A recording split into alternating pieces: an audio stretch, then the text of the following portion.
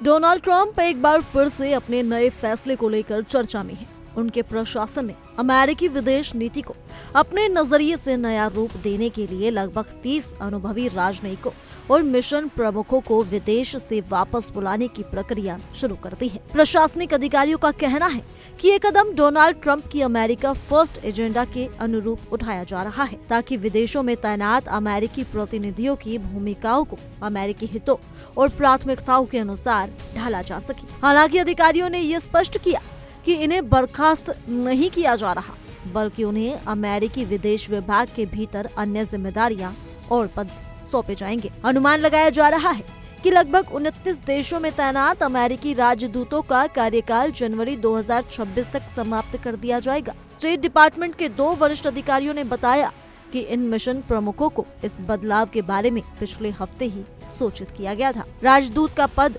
राष्ट्रपति का व्यक्तिगत प्रतिनिधि होने के नाते एक संवेदनशील और अहम भूमिका निभाता है, इसलिए किसी भी प्रशासन में ये सामान्य प्रक्रिया मानी जाती है कि नए राष्ट्रपति अपने एजेंडे के अनुरूप विदेशों में अपने प्रतिनिधियों को नियुक्त या बदल सकते हैं। स्टेट डिपार्टमेंट के एक वरिष्ठ अधिकारी ने एक न्यूज चैनल पर यह बताया कि ये निर्णय किसी भी प्रशासन में अमेरिकी विदेश नीति के साथ सामंजस्य बनाने के लिए लिया जाता है। उन्होंने ये भी कहा कि राष्ट्रपति का ये अधिकार है कि वो ये तय करे कि विदेशों में तैनात प्रतिनिधि अमेरिका फर्स्ट एजेंडे को किस हद तक आगे बढ़ाएंगे। अफ्रीका इस बदलाव से सबसे ज्यादा प्रभावित होने वाला महाद्वीप है। ट्रंप प्रशासन ने Nigeria, Senegal, Rwanda, Somalia, Madagascar और अन्य 13 अफ्रीकी देशों से अपने राजदूतों को वापस बुलाने का आदेश दिया है।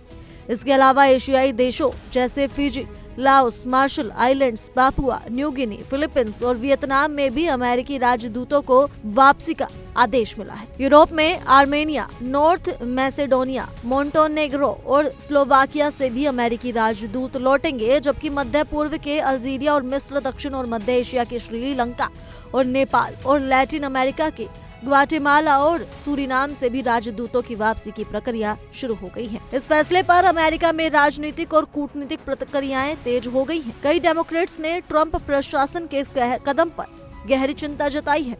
उनका मानना है कि वर्तमान समय में पहले से ही कई राजदूतों की पद रिक्त है और ऐसे में निर्णय अमेरिकी कूटनीति को कमजोर कर सकता है।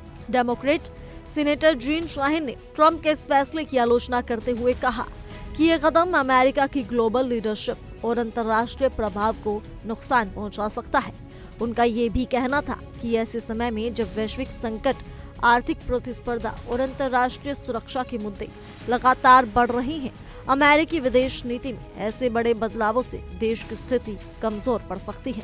विशेषज्ञों का मानना है कि इस फैसले का सबसे बड़ा प्रभाव अमेरिकी, अफ्रीका और एशिया की नीतियों पर पड़ेगा, क्योंकि इन महाद्वीपों में अमेरिकी राजदूतों की भूमिका व्यापार, सुरक्षा और राजनीतिक स्थिरता सुनिश्चित करने में अहम रखती है। इसके अलावा यूरोप और मध्य पूर्व में भी ये कदम अमेरिका के राजनीतिक सहयोग और रणनीतिक साझेदारी पर असर डाल सकता है।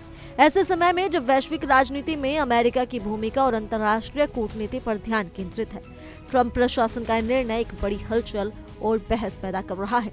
इस प्रकार डोनाल्ड ट्रंप के इस फैसले से अमेरिकी विदेश नीति में बड़े बदलाव की संभावनाएं हैं। ये कदम दिखाता है कि ट्रंप अपने अमेरिका फर्स्ट एजेंडे को अंतर्राष्ट्रीय स्तर पर लागू करने के लिए किसी भी रणनीतिक बदलाव से पीछे नहीं हट रहे, चाहे इसके लिए वरिष्ठ राजनयिकों और लंबे समय से तैनात अधिकारियों को वापस ही क्यों न बुलाना पड़े। ट्रंप के इस फैसले पर आपका क्या कुछ कहना है, आप हमें कमेंट कर जरूर बताएं और इसी के साथ जुड़े रहिए इंडिया डेली के डिजिटल प्लेटफॉर्म के साथ।